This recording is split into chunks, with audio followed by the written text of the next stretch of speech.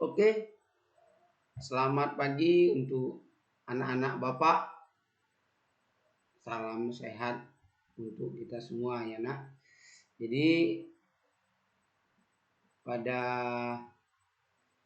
materi kita kali ini kita masuk materi bab 3, yaitu kita akan mempelajari bagaimana pengaruh agama dan kebudayaan Hindu-Buddha itu di Indonesia. Nah, ada beberapa poin yang akan kita pelajarin. Yang pertama adalah sejarah agama Hindu-Buddha. Yang kedua, teori masuknya kebudayaan Hindu-Buddha di Indonesia. Yang ketiga, kerajaan-kerajaan yang bercorak Hindu-Buddha di Indonesia. Yang keempat, berakhirnya kerajaan Hindu-Buddha. Dan yang kelima nanti kita akan mempelajari, melihat bukti-bukti pengaruh kebudayaan Hindu-Buddha yang sampai saat ini masih ada. Oke. Sekarang Bapak akan tampilkan slide-nya. Oke, sejarah agama Hindu-Buddha. Jadi sejarah agama Hindu-Buddha itu dimulai dari bangsa Arya menciptakan suatu sistem kasta ya. Karena bangsa Arya itu tidak mau ingin tercampur dari bangsa Dravida. Bangsa Arya ini artinya bangsa yang datang dari luar India sendiri ya. Sedangkan bangsa Dravida ini adalah ya orang asli India sendiri. Jadi sistem kasta ini di India itu ya sampai saat ini ya masih tetap terjaga ya. Kenapa masih tetap terjaga ya? Karena bangsa Arya itu nggak mau gitu. Dulunya sampai sekarang pun nggak mau bercampur dengan bangsa Dravida gitu. Kemudian sistem kasta di India itu ya ada beberapa kasta nak ya. Ada kasta Brahmana, kasta Ksatria, kasta Waisya, dan kasta Sudra ya. Jadi Bapak lanjutkan, perkembangan agama Hindu di India itu terbagi menjadi 4 zaman ya nak. Ada zaman Weda 1500 sebelum Masehi, zaman Brahmana 1000 sampai 750 sebelum Masehi, zaman Upanishad 750 sampai 500 sebelum Masehi, dan zaman Buddha 500 sebelum Masehi sampai 300 Masehi. Oke. Kemudian kita lanjut. Sejarah agama Hindu ya. Diawali dengan kedatangan bangsa Arya melalui Celah, Khyber Pass pada tahun 2000 sampai 1500 sebelum Masehi, yang membuat suku bangsa Dravidia atau penduduk asli daerah tersebut, seperti Bapak bilang di awal, bangsa Dravidia itu adalah penduduk asli daerah India sendiri ya, yang terdesak. Kemudian pertemuan kebudayaan antara kebudayaan bangsa Dravida dan bangsa Arya ini melahirkan namanya sinkritisme, percampuran dua kebudayaan ya. Nah, menghasilkan yang namanya kebudayaan dalam bentuk keyakinan atau kepercayaan atau agama, yaitu Hindu. Nah, tadi ini seperti apa yang tadi, sistem kasta di India itu yang ada sistem Brahmana, Ksatria, Waisya, dan Sudra ya. Ada satu lagi itu Pudra ya. Kita lanjut.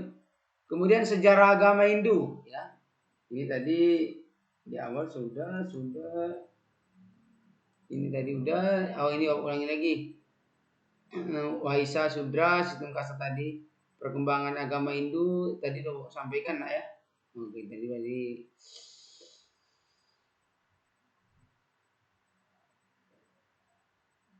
apa? Kemudian sejarah agama Buddha ya. Agama Buddha lahir di India sekitar abad ke-5 sebelum Masehi. Tokohnya adalah Pangeran Siddhartha ya, Siddhartha Gautama, putra Raja Sudama dari kerajaan Asoka di Kapilavastu. Pangeran Siddhartha ini dilahirkan tahun 563 ya, 563 sebelum Masehi. Jadi ya agama Buddha dan Hindu ini ya sudah ada jauh sebelum contoh agama Kristen dan agama Islam ya, karena mereka sebelum Masehi itu sudah ada gitu ya. Gitu. Pangeran Siddhartha melakukan samadhi di bawah pohon Bodhika di Bodh Gaya setelah berhasil menemukan pencerahan sempurna. Siddhartha yang berhasil menjadi Sang Buddha pada usia 35 tahun mulai melakukan penyebaran ajarannya pertama kali di Satna. Jadi Pangeran Siddhartha ini ya namanya anak raja ya. Jadi ya dia itu meninggalkan kehidupan yang serba mewah di istana, pergi untuk ya melakukan penyebaran ajaran agama Buddha ya. Jadi dia itu melihat kenyataan realita yang dilihatnya di masyarakat itu sangat berbeda jauh dengan apa yang dia rasakan gitu di istana gitu ya. Kemudian ada sepeninggal Siddhartha, pengikutnya menyebarkan ajaran dan lahirlah namanya kitab suci Tripitaka. Jadi mungkin di antara kalian pasti ada yang beragama Buddha itu tahulah. Jadi kitab suci agama Buddha itu adalah kitab Tripitaka. Jadi meskipun kita bukan Buddha, kita juga harus tahu ya untuk wawasan kita, pengetahuan kita. Contoh kitab suci agama Hindu, Buddha, kitab suci agama Kristen, Alkitab, kitab suci agama Islam, yaitu Al-Quran. Agama Buddha yang berkembang terbagi dalam dua aliran, yaitu Hinayana atau kendaraan kecil dan Mahayana kendaraan besar. Oke.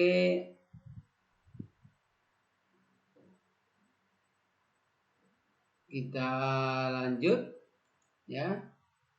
Kita lanjut lagi teori masuknya Hindu Buddha Indonesia. Ini ada beberapa teori ya tentang ya siapa sih yang membawa kebudayaan Hindu Buddha itu masuk ke Indonesia. Nah, yang pertama teori Brahmana.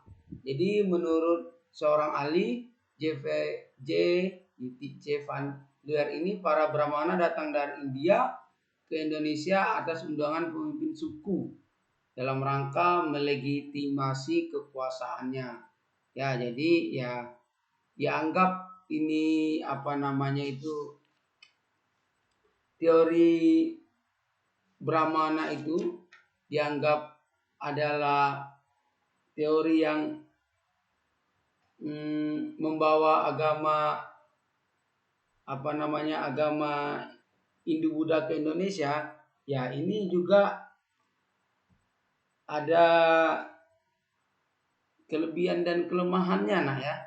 Kelebihannya memang yang pertama ya orang-orang Brahmana ini memang mereka yang mengerti ya kitab Weda tersebut ya, karena kitab Weda tersebut atau kitab sucinya agama Hindu tersebut ya tulisannya itu tulisan Pallava dan berbahasa Sanskerta, karena orang Brahma ini yang paling mengerti gitu yang pengen. Jadi kalau mereka sudah bisa mengerti berarti mereka ya bisa mengajarkannya ya. Tapi ada juga ya kelemahannya ya. Kelemahannya adalah pada waktu itu memang para pendeta atau Brahmana ini sebenarnya kalau menyeberangi lautan itu mereka itu bahasa Indonesia itu mereka itu nggak boleh gitu pantang. Nah, jadi ada kelebihan dan kelemahan. Yang kedua teori kesatria ya. Teori kesatria ini digunakan oleh F.D.K. Bos. Ini para prajurit yang kalah atau jenuh menghadapi perang di India, lantas mereka meninggalkan India. Rupanya di antara mereka ada yang pergi dari India itu sampai ke wilayah Indonesia. Nah, itu. Jadi ya karena di India sering apa namanya itu, ketika suatu misalkan suatu prajurit atau kerajaan mungkin ya, kerajaan atau kalah berperang gitu. Jadi mereka itu ya daripada menjadi babu atau budak dari yang pemenang perang, maka mereka lebih baik ya pergi gitu, meninggalkan India. Lantas ya ada yang pergi jauh sampai ke Indonesia. Oke, kita lanjut. Kemudian ada teori Waisa ya. Teori Waisa ini dikemukakan oleh N.J. Krom, bangsa India yang datang ke Indonesia itu didasarkan motivasi untuk berdagang.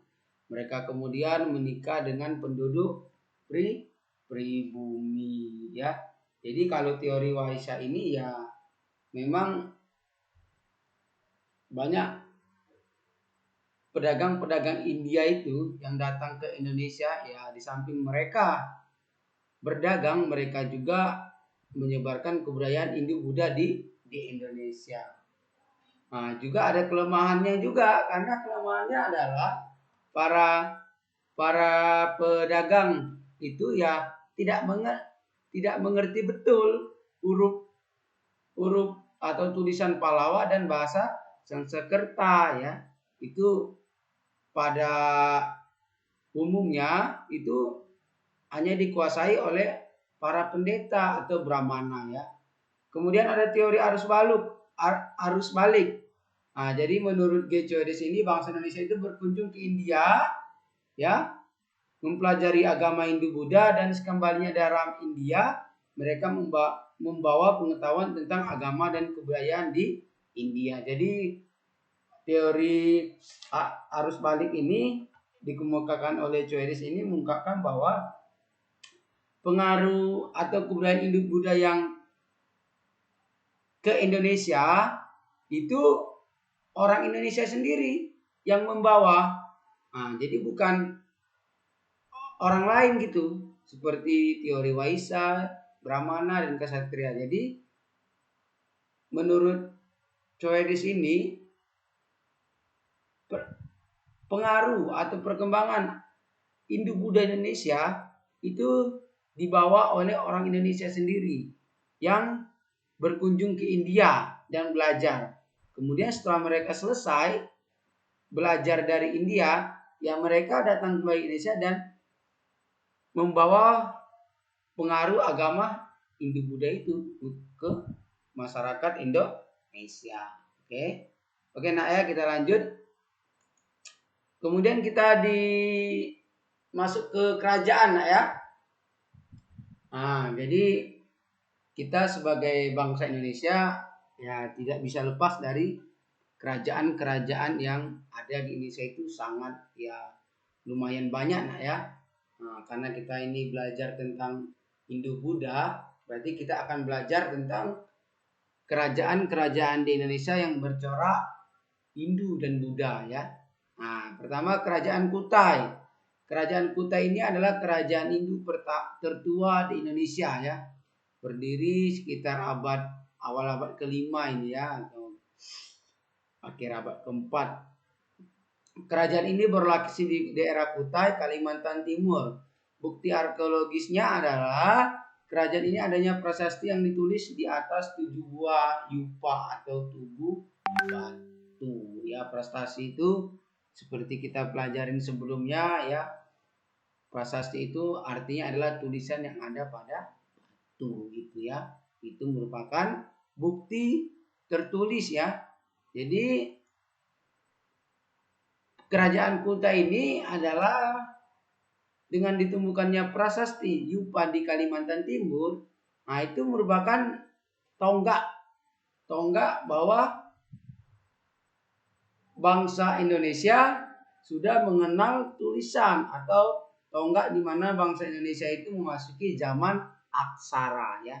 Aksara itu artinya tulisan, atau zaman leka tulisan. Jadi zaman aksara di Indonesia itu dimulai ketika ditemukannya prasasti di Kerajaan Kutai di Kalimantan Timur ya. Nah, gitu. Kemudian ini yupanya ya, ini yupanya salah satu yupa Kerajaan Kutai. Nama-nama rajanya adalah Kudungga yang merupakan pendirinya juga Asmawarman dan Mulawarman. Raja Mulawarman melakukan upacara pengorbanan dan memberikan hadiah atau sedekah kepada para brahmana sejumlah 20.000 ekor sapi. Kerajaan Kutai ini tadi sampaikan bercorak Indo runtuh setelah diserang oleh Kutai Kartanegara ya. Jadi Kerajaan Kutai ini mencapai puncak kejayaannya itu pada masa Raja Mulawarman ya, sangat terkenal. Jadi yang kedua udah tadi ini sudah lanjut Kerajaan Tarumanegara. Menurut prasasti Tugu, wilayah kekuasaan yang meliputi hampir seluruh Jawa Barat ya. Jadi Kerajaan Tarumanegara ini terletak di Pulau Jawa, khususnya di Pulau Jawa, khususnya di Provinsi Jawa Barat, yaitu membentang dari Banten, Jakarta, Bogor hingga Cirebon. Kerajaan ini diperkirakan ada sejak abad ke-5 sejaman dengan Kerajaan Kutai. Jadi ya zaman berdiri kerajaan ini hampir sama dengan Kerajaan Kutai ya, atau akhir abad ke-4 lah. Nama-nama raja antara lain Purnawarman dan Sri Maharaja Linggawarman. Oke, nah, lanjut. Nah, ini ada prasasti ya.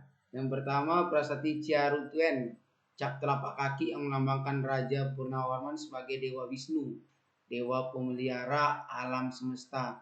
Kerajaan Tarumanegara adalah menerapkan konsep dewa raja, yaitu raja yang memerintah disamakan Dewa Wisnu ya.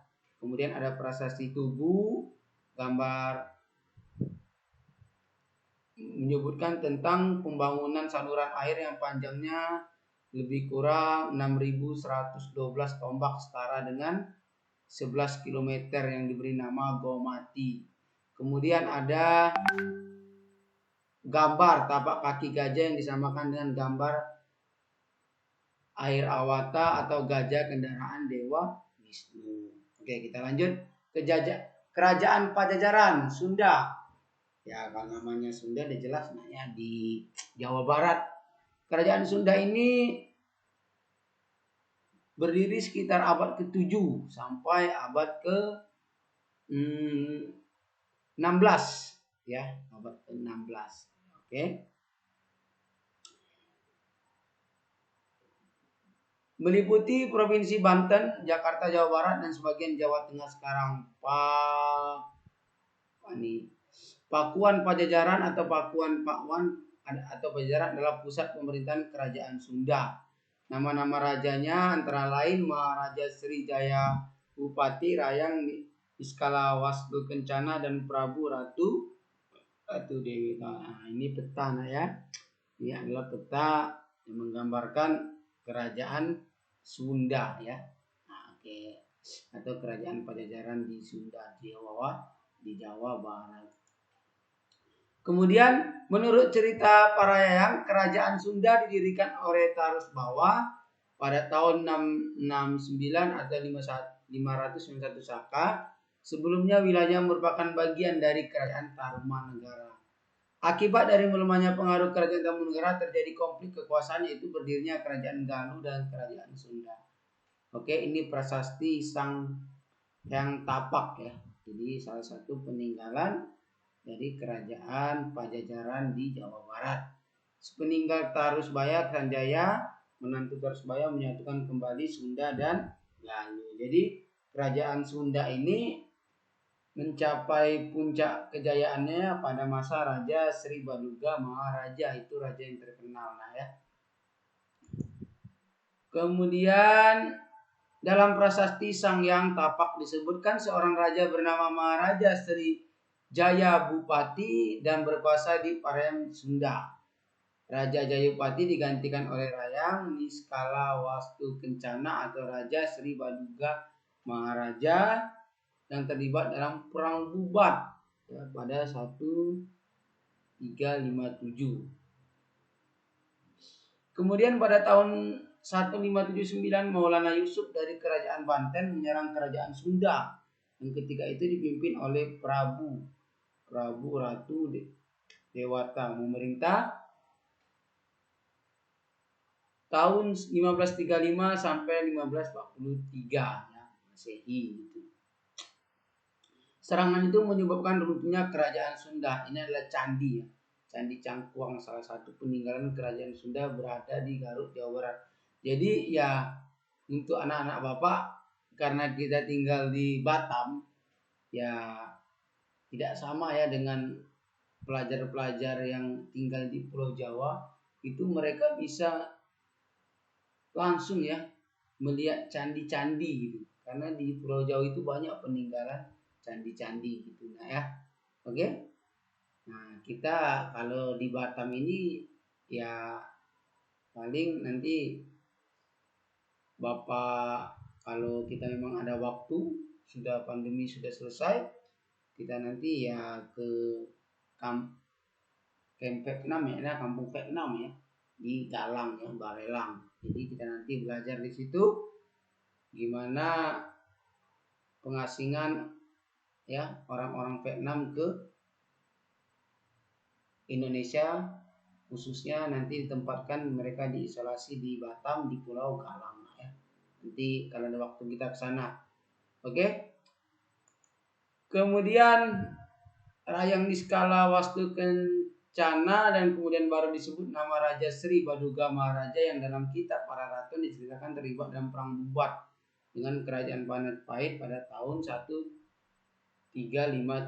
Nama Sri Baduga kemudian dijadikan sebagai nama museum yang ada di Bandung ya, yakni Museum Sri Baduga. Jadi kalau kita ke Bandung enak ya. Kalau orang-orang Jawa itu enak. Jadi peninggalan bukti-bukti sejarah itu yang fisik masih bisa dilihat ya kan gitu. Nama Sri Baduga terdapat dalam prasasti batu tulis yang secara lengkap tertulis Sri Baduga Maharaja Ratu Haji 1 Pajajaran Sri 1 Dewata. Kita lanjut Kerajaan Melayu. Nah ya, sekarang kita lanjut ke Kerajaan Melayu. Kerajaan Melayu ini lebih bercorak Buddha. Lokasi pusat kerajaan Melayu diperkirakan berada dekat sekitar Jambi ya. Nah, lebih sekitar Pulau Jambi. Kalau kita berbicara Jambi berarti kalau sekarang itu Jambi itu salah satu provinsi di Indonesia yang ada di Pulau Sumatera ya, dekat dengan Palembang atau Sumatera Selatan. Persisnya di tepi Sungai Batanghari. Berita ini nak ya, ini yang Bapak tunjuk ini adalah Pulau Sumatera ya. Kalau di atas itu udah negara-negara tetangga kita Asia Tenggara. Jadi jangan lupa, kalian udah SMK pasti Bapak yakin sudah hafal ya pulau-pulau besar di Indonesia, Pulau Sumatera, Pulau Jawa, Pulau Kalimantan, Pulau Sulawesi, Pulau Papua ya, pulau-pulau besar yang ada di Indonesia. Jadi kita harus bangga ya, kita harus bangga menjadi warga negara Indonesia karena kita itu ya kalau dilihat dari sejarah peradaban kita itu sudah sangat maju sebenarnya ya. Nah, makanya kalian itu belajar yang rajin sehingga kita itu dapat mengejar ketertinggalan dari bangsa-bangsa khususnya negara-negara maju gitu kan ya. Karena kita itu mempunyai peluang yang sangat besar ya. Di antaranya adalah penduduk kita itu banyak, hampir mau 300 juta jiwa. Nah, jadi itu salah satu faktor ya, faktor demografi yang sangat bagus ya. Apalagi nanti tahun 2045 kita 1 abad Indonesia merdeka, itu diperkirakan usia produktif kerja itu lebih tinggi ya, lebih tinggi dibandingkan usia yang sudah misalkan di atas 60 tahun dan usia anak-anak gitu nah ya. Sekitar tahun Bapak lanjutkan sekitar tahun 692 Masehi, kerajaan ini ditaklukkan kerajaan Sriwijaya ya. Kerajaan Sriwijaya di Bandung ya. Kerajaan Sriwijaya ini termasuk kerajaan ya bukan saja kerajaan Buddha terbesar di Indonesia nak ya, tapi kerajaan Buddha terbesar hampir di Asia Tenggara dan bahkan Asia nak ya. Jadi namun sekitar tahun 1275 kerajaan ini pulih kembali. Jadi kerajaan Melayu mencapai puncak kejayaannya pada masa pemerintahan Aditya Warman. Jadi harus tahu nak ya, minimal lokasinya di mana, raja yang terkenal kenapa, kemundurannya karena apa, nah ya gitu. Kemudian kita masuk ke menurut kitab Negara Kertagama, Raja Kertanegara dari Singasari melancarkan ekspedisi Pamalayu. Ekspedisi tersebut diikuti pengiriman arca ya. Nah, ini arca ya. Nah, arca itu jadi ya gambar-gambar wajah ya yang dibuatkan di batu gitu. Jadi sebagai hadiah kepada Maharaja Melayu Srimat Tribhuwanaraja Mauli Warma Dewa. Ekspedisi Pamalayu ini dimasukkan untuk menjalin persahabatan serta menggalang kekuatan militer bersama untuk membendung kemungkinan serangan dari bangsa Mongol ya di bawah Kublai Khan. Nah, kita lanjut. Nah, ini kerajaan Sriwijaya.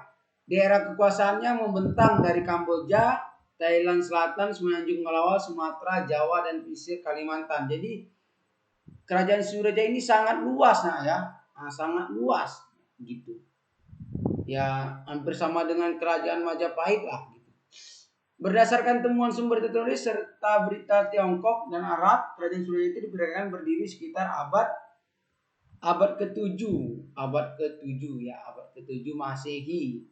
Ingat ya, abad ke-7 Masehi. Jadi kerajaan Sriwijaya ini ya berpusat di Palembang di Sumatera Selatan. Nah, jadi kalau kalian ke Sumatera Selatan itu banyak bukti-bukti ya. Bukti-bukti atau candi-candi yang menjadi bukti bahwa pada sekitar abad ke-7 ya sampai abad ke-15 itu memang kerajaan Sriwijaya itu berpusat di Sumatera Selatan, tepatnya di Palembang nah ya. Nah, kan ibu kota Sumatera Selatan itu Palembang. Kemudian berdasarkan laporan Eti Singh, seorang pendeta Tiongkok melaporkan Sriwijaya menjadi pusat pembelajaran agama Buddha. Bayangkan ya, pada abad ke-7 kita itu sudah menjadi pusat pembelajaran agama Buddha ya, agama Buddha di Sumatera Selatan gitu, di Palembang. Jadi memang ya peradaban kita itu sebenarnya sudah sangat maju ya. Ia melaporkan bahwa terdapat 1.000 orang pendeta yang belajar agama Buddha pada Saikarti, seorang pendeta yang terkenal di Sriwijaya. Terus nama Sriwijaya ini kalian bisa lihat juga di Sumatera Selatan ada namanya Universitas Sriwijaya ya. Universitas Sriwijaya itu kurang lebih 32 km dari kota Palembang, tepatnya di Kabupaten Ogalirir, Indralaya ya. Bapak kebetulan tamat dari Universitas Sriwijaya, jadi Bapak tahu persis ya kampusnya di mana ya. Nah, jadi kalian nanti kalau ingin melanjutkan mau sekolah di sini boleh, karena di Sriwijaya ini ya salah satu kampus yang terluas di Indonesia ya, bahkan Asia Tenggara, sangat luas sekali ya. Karena Bapak pada waktu masuk kuliah 2005 itu melihat luas sekali kampus ini ya. Jadi di sana terdiri dari banyak fakultas, ada fakultas kedokteran, ada fakultas teknik, fakultas keguruan, fakultas hukum, fakultas MIPA, matematika ilmu pengetahuan, fakultas fisip, banyak nah ya. Jadi kalau kalian tamat nanti bolehlah sekolah di sana nah ya. Kemudian kerajaan Sriwijaya mengalami kemunduran sekitar abad 12 antara lain disebabkan serangan kerajaan Medang Kumulan, serangan kerajaan Kolamanda terdesak oleh kerajaan Thailand, dan serangan Majapahit tahun 1477 Masehi. Kerajaan ini mencapai puncak keemasannya pada masa Raja Balaputra Dewa, ya, berkuasa sekitar abad pertengahan abad ke-9 ya, abad ke-9. Oke, kita lanjut. Dalam prasasti Kedudukan Bukit berangkat tahun 605 Saka atau 688 Masehi, dapat diinterpretasikan bahwa kerajaan Sriwijaya ini bukan Palembang melainkan di Muara Takus, Riau. Jadi pernyataan ini temuan atau berupa stop di Muara Takus. Nah, ini macam bukti-bukti prasasti yang ditemukan, nah ya. Jadi penguasaan dan pemindahan ibu kota Palembang dimaksudkan agar Sriwijaya mudah menguasai daerah-daerahnya, sehingga seperti Bangka, Jambi, Hulu, dan Jawa Barat. Jadi ya, yang paling penting kita sebagai generasi penerus harus bangga ya pernah memiliki kerajaan-kerajaan besar di Indonesia. Jadi itu harus kita jadikan motivasi gitu. Ya, bahwa bangsa kita ini memang bangsa yang sebenarnya memiliki peradaban sudah maju gitu. Nah, tetapi ya sekarang kita harus mengejar negara-negara maju sekarang yang kita pasti bisa ya, pasti bisa apabila kita itu mau gitu, mau dan bekerja keras ya. Karena bangsa kita ini bangsa yang besar ya, pasti banyak orang pintar di Indonesia ini ya. Nah, yang kemudian masyarakat Sriwijaya sebagian besar hidup di perdagangan dan pelayaran bercorak maritim ya. Pada akhir abad ke-19 kerajaan Sriwijaya berhasil menguasai sebagian jalur perdagangan di Asia Tenggara seperti Selat Sunda, Selat Malaka, Karimata, dan Tanah Genting ya, wilayah Thailand dan Myanmar. Kemudian ini beberapa peninggalan kerajaan Sriwijaya, ada Arca Buddha Langgam Amarawati, Prasista Telaga Batu, dan Prasista Talang. Kemudian kerajaan Kalingga. Kerajaan Kalingga adalah kerajaan bercorak Buddha di Jawa Tengah yang berdiri sekitar abad ke-7 ya, kerajaan Kalingga. Raja yang terkenal adalah Ratu Sima. Buktinya ada beberapa bukti tentang kerajaan Kalingga ini. Berita Tiongkok hanya menyebutkan kerajaan ini memiliki hasil bumi yang sangat laku diperdagangkan seperti emas, perak, culak, badak, dan gading gajah. Oke, jadi raja yang terkenal pada kerajaan Kalingga ini dan mencapai masa kejayaannya itu pada waktu dipimpin oleh Ratu Sima. Oke, kita lanjut kerajaan Mataram. Kerajaan Mataram ya. Kerajaan Mataram kuno dan Mataram Hindu atau kerajaan Medang periode Jawa Tengah adalah kelanjutan dari kerajaan Kalingga di Jawa Tengah sekitar abad ke-8. Kalau berbicara Jawa Tengah ya masih di Pulau Jawa ya. Lokasinya berada di pedalaman Jawa Tengah di sekitar daerah yang banyak dialiri sungai seperti Sungai Progo, Bogowoto, dan Bengawan Solo. Nama-nama rajanya diantaranya Sanjaya, Rakai Panangkaran, Daranindra, Samara Grawira, dan Rakai Pikatan ya. Di pada masa Sanjaya ini dan Rakai Panangkaran dan Samaratungga Rakai Pikatan ini, kerajaan Mataram ini ya mencapai masa kejayaannya ya. Kemudian ada dua dinasti yang berkuasa di Mataram, yaitu dinasti Salendra dan dinasti Sanjaya gitu ya. Berdasarkan prasasti Canggal tahun 732 Masehi dan prasasti Mentasi, pendiri dinasti Sanjaya atau Hindu adalah Sanjaya, anak dari Sanaha, cucu Ratu Sima dari kerajaan Kalingga, dan Sena atau Sana Bratasenawa, raja ketiga Palu. Pengganti Sanjaya adalah Raja Panangkaran. Kuat dugaan pada masa pemerintahannya dinasti Satyendra ini atau yang bercabang ini dan terakhir dari kerajaan Sriwijaya menguasai Mataram. Kemudian sepeninggal Raja Samaragrawira terjadi konflik antara Pramodawardhani dan Rakai Pikatan dan Balai Putra Dewa. Mataram kemudian dikuasai Rakai Pikatan dinasti Sanjaya. Di bawah pemerintahannya kekuasaan Mataram meluas dan sampai meliputi seluruh Jawa Tengah dan Jawa Timur. Oke, ini beberapa peninggalan kerajaan Sriwijaya, beberapa kerajaan ya. Nah, kali ini Candi Prambanan atau Candi Lonjong adalah ini bukan peninggalan kerajaan Sriwijaya nak ya. Jadi ini peninggalan kerajaan Mataram tadi.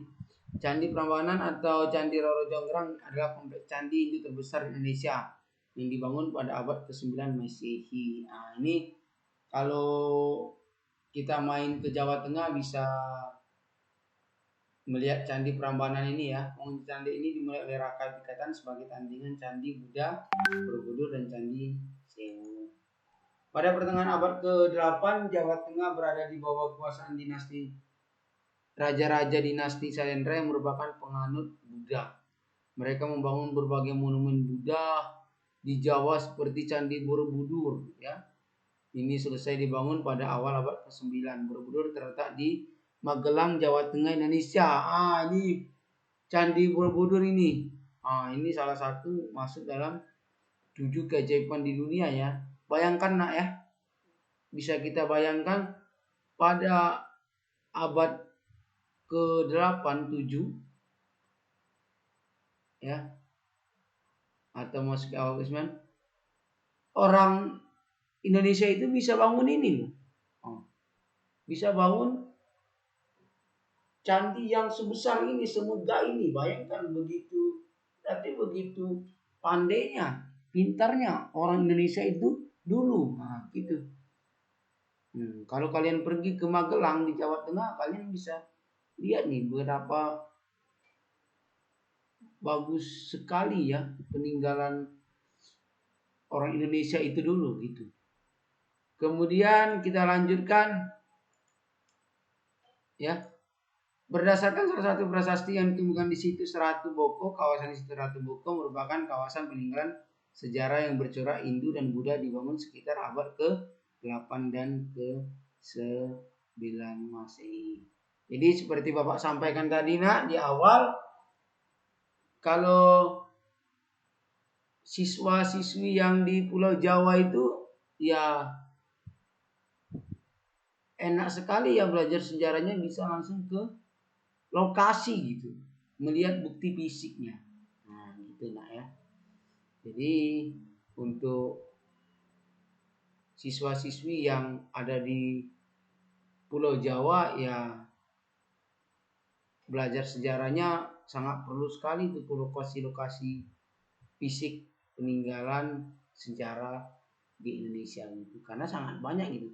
Kalau kita mau ke Pulau Jawa itu ya dari segi ekonomi ya sudah menghabiskan biaya yang banyak ya. Kerajaan Medang Kamulan ya. Medang Kamulan individu merupakan kedutaan kerajaan Mataram pada abad ke-10. Kerajaan ini dipindahkan oleh Empu Sendok ke Jawa Timur. Kita lanjut aja. Kemudian Empu Sindok adalah pendiri dinasti baru bernama dinasti Yana ya. Penguasa Medang setelah Empu Sendok adalah berturut Sri Satunanggawijaya, Sri Makutawangsawardhana. Kemudian Dharma Wangsa punya saudara bernama Mahendrata dan Erlangga. Erlangga dinobatkan sebagai raja oleh para pendeta pada tahun 1019 Masehi dan memutuskan kerajaan di Karupan Sidoarjo ya. Oke. Sejak tahun 1025 Erlangga memperluas kerajaannya, dan pada tahun 1037 semua wilayah kerajaan Medang tunduk kepada Erlangga. Nah, jadi kerajaan Medang Kombulan ini kerajaan yang seperti Pak sampaikan tadi ya bercorak Hindu gitu. Jadi kalian juga di samping Bapak menjelaskan ini, untuk referensi kalian bisa lihat buku cetak yang menjadi buku pedoman kita, dan juga bisa kalian mencari referensi lain ya. Kemudian selama masa pemerintahannya karya-karya sastra berkembang ya. Contohnya kitab Arjuna Wiwaha yang ditulis Empu Kanwa pada 1035. Erlangga membagi dua kerajaannya kepada dua putranya, Kerajaan Jenggala dan kepada Mupanji Garasakan. Erlangga membagi dua kerajaannya. Oke. Kemudian kerajaan Kediri adalah kerajaan agraris dengan raja pertama Sri Samawarawijaya, yang kemudian digantikan secara berturut Sri Jayawarsa dan Bameswara. Kerajaan Kediri mencapai puncak kejayaannya pada masa Jayabaya. Ia berhasil menguasai Jenggala yang membuat Kediri menjadi satu-satunya kerajaan yang berdiri di Jawa Timur pada masa tersebut. Oke, kita lanjut sedikit lagi. Sesudah Jayabaya ada seorang raja yang cukup terkenal, Raja Kemaswara 1182, karena pada masanya karya sastra Jawa berkembang besar. Ini Arca ya, Arca Wisnu berasal dari Kediri, abad ke-12 dan ke-13 Masehi. Pada 1185 Kamsara digantikan oleh Kertajaya ya. Kertajaya, Prabu dan Nanggenis. Pada masa pemerintahan situasi Kediri penuh ketidakstabilan. Kerajaan berselisih dengan Brahmana karena ingin disembah oleh para pendeta baik Hindu dan Buddha atau kaum Brahmana. Para pendeta kemudian bersekutu dengan seorang Aku Wayu, bupati dari Tumapel bagian dari Kediri bernama Ken Arok. Ken Arok mengalahkan Kertajaya dalam pertempuran di Genter. Meninggalnya Kertajaya dalam pertempuran menandai berakhir kekuasaan dinasti di Jawa Timur. Oke, kerajaan Singosari ya, lokasi kerajaannya diperkirakan di daerah Singosari, Malang, Jawa Timur. Ya, ibu kotanya kerajaan di Tumapel ya. Nama raja tadi udah Ken Arok, Anuspati, Trojaya, Ranggabuni dan Kertanegara. Oke. Raja pertama Singosari adalah Ken Arok, memerintah 1222 sampai 1227 ya. Sebelum kuasa ia adalah seorang Aku di Tumapel, daerah bawahan kerajaan ini. Ia berhasil menjadi Aku setelah membunuh Aku sebelumnya Tunggul Amatung dengan keris buatan Empu Gantring. Bahkan ia mempunyai istri Tunggul Amantung yaitu Ken Dedes. Ia menjadi raja setelah memenangkan pertempuran melawan Kertajaya atau Raja Kediri seperti yang kita bahas sebelumnya. Ia membangun kerajaan Singasari dan dianggap sebagai pendiri dinasti baru, dinasti Girindra. Oke, setelah itu situasi politiknya pemerintahan kerajaan Singasari diwarnai konflik perebutan kekuasaan. Hal ini terjadi karena kutukan Empu Gandring ya. Pada masa pemerintahan Raja Kartanegara, ia bercita-cita meluaskan kerajaannya ke seluruh Nusantara. Raja terakhir Kerajaan Kediri, Kartanegara, bercita untuk meluaskan kekuasaan ke seluruh Nusantara. Untuk itu yang mengeluarkan kebijakan ekspedisi Melayu. Kartanegara kemudian tewas oleh Jaya Kawang, lalu menjadi raja dan memegang pusat kerajaan yang di kiri. Meninggal Kartanegara berakhir pula kerajaan Singasari. Kerajaan Majapahit. Nah ini Kerajaan Majapahit ya. Kalau berbicara kerajaan Majapahit pasti kalian sudah pernah juga belajar di SMP ya. Kerajaan Majapahit ini adalah salah satu kerajaan yang besar ya. Bahkan di Asia dan Asia Tenggara. Tanggal berdirinya Kerajaan Majapahit adalah hari penempatan yaitu Raden Wijaya 10 November 1293 ya. Jadi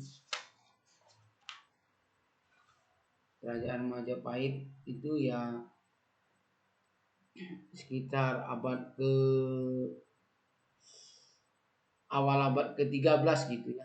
Makanya 1203 awal abad ke-13. Pusat Kerajaan Majapahit itu diperkirakan di daerah Trowulan sekarang 10 km sebelah barat daya kota Mojokerto, Jawa Timur. Jadi kerajaan pusat ini berpusat di kota Mojokerto, Provinsi Jawa Timur.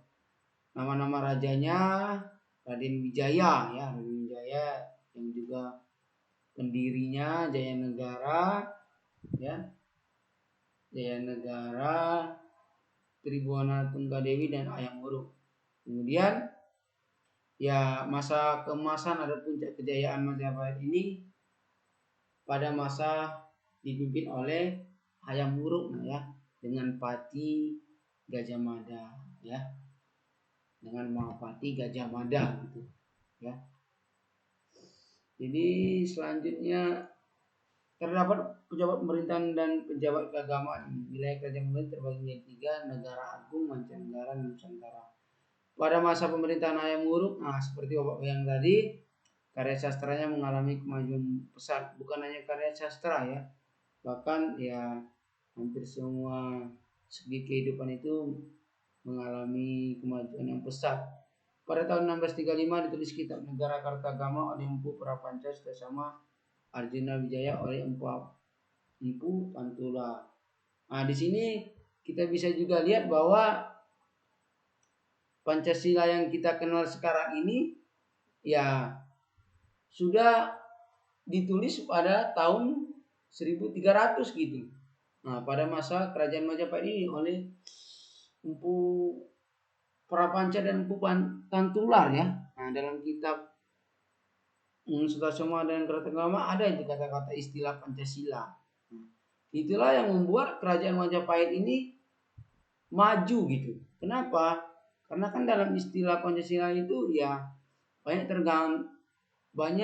terdapat nilai-nilai kehidupan yang sangat bagus. Di antaranya adalah dengan semboyannya itu meskipun kita berbeda-beda kita tetap satu gitu. Ya. Seperti sekarang ini kan memang bangsa Indonesia itu ya bangsa yang multikultural, keanekaragaman budaya, sukunya berbeda, keyakinannya berbeda, ya banyak sekali perbedaan-perbedaan, ya. Jadi ya itu dipersatukan di dalam yang namanya dengan Pancasila. Makanya Pancasila itu menjadi ideologi dan dasar negara Republik Indonesia ya. Dari tahun ditetapkan itu dari tahun 45 sampai sekarang ya sejak negara kita merdeka. Ini yang Pak bilang tadi, Bhinneka Tunggal Ika berasal dari masa Majapahit, tepatnya dari Kakawin Sutasoma. Kehidupan masyarakatnya bertani, komoditas utamanya adalah lada, ya, dan garam. Pajak dan denda dibayarkan dalam uang tunai. Ini arcanya ya. Kemudian pada masa pemerintahan Raden Wijaya, sebuah perubahan moneter penting terjadi. Keping uang dalam negeri diganti dengan uang dagang, yaitu keping uang tembaga impor dari Tiongkok. Kerajaan Majapahit mempunyai Mahapati ya, ini Bapak seperti bilang tadi, Mahapati yang sangat ya jago ya dalam hal peperangan gitu. Pada saat pengangkatannya tahun 1336 mengucapkan Sumpah Palapa ya. Berkat bantuan Gajah Mada yang Wuruk mencapai puncak kejayaannya ya, Sumpah Palapa yang berarti bahwa Gajah Mada itu berjanji ya dia itu akan mempersatukan wilayah-wilayah di Nusantara itu ya di dalam menjadi satu gitu ya di dalam Kerajaan Majapahit. Kerajaan Majapahit runtuh salah satu penyebabnya adalah karena serangan dari Kerajaan Demak yang bercorak Islam. Oke. Ini ada gambar ya, yaitu gambar Mahapati ya Gajah Mada gitu. Kemudian Kerajaan Bali ya. Kerajaan Bali ini bercorak Hindu. Terletak di Tampak Saring dan Pejang. Kerajaan Bali ditaklukkan oleh Gajah Mada. Setelah itu Kerajaan Bali menjadi wilayah kekuasaan Majapahit. Nah, jadi ya kalau berbicara Bali ya pengaruh Hindu di Bali itu sampai sekarang ya masih sangat tampak ya. Bahkan dibanding dengan wilayah di Indonesia lain ya kita lebih populer atau lebih tahu bahwa kebudayaan Hindu itu sangat tampak sekali di Bali ya. Nah, sangat tampak sekali di Bali. Bapak juga sudah ada teman yang namanya, ada beberapa teman orang Bali ya. Memang di Bali itu masih kebudayaan Hindu masih praktiknya di Bali dilakukan gitu, seperti acara mungkin ngaben, kemudian kasta gitu. Jadi misalkan kasta Brahmana, Waisya, Sudra dan Pudra ya. Jadi ya masih praktiknya masih ada gitu di Bali ya. Nah, gitu. Selanjutnya Kerajaan Bali, penduduk Kerajaan Bali hidup teratur dengan sistem catuwarna atau kasta. Ini saya bilang tadi, sistem keluarga Bali mengenal pemberian nama, mata pencarian penduduknya adalah bertani ya. Di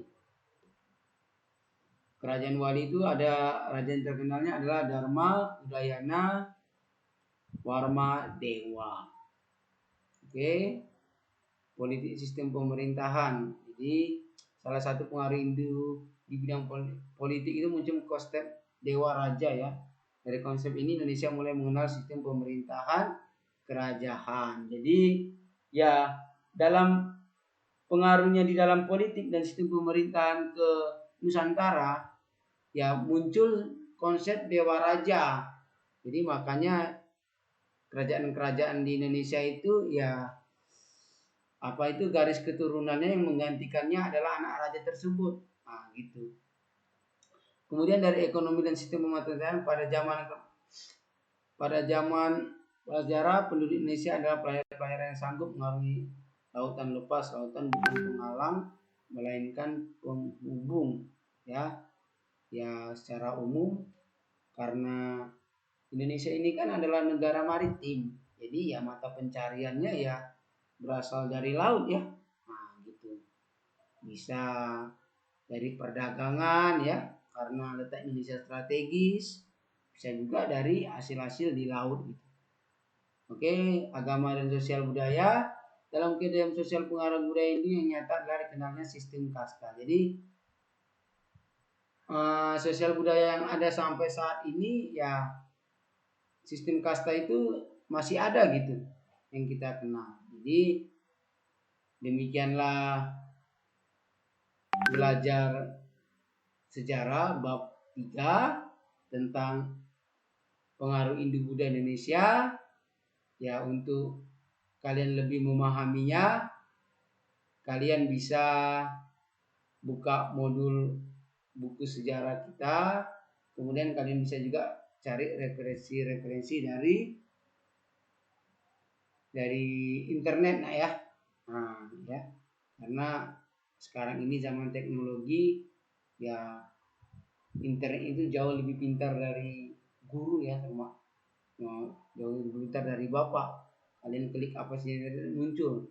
Tinggal kita sekarang mau tidak. Nah, gitu nah ya. Oke, selamat pagi. Jaga kesehatan, berdoa semoga pandemi berakhir sehingga kita bisa tatap muka. Terima kasih. Salam sehat.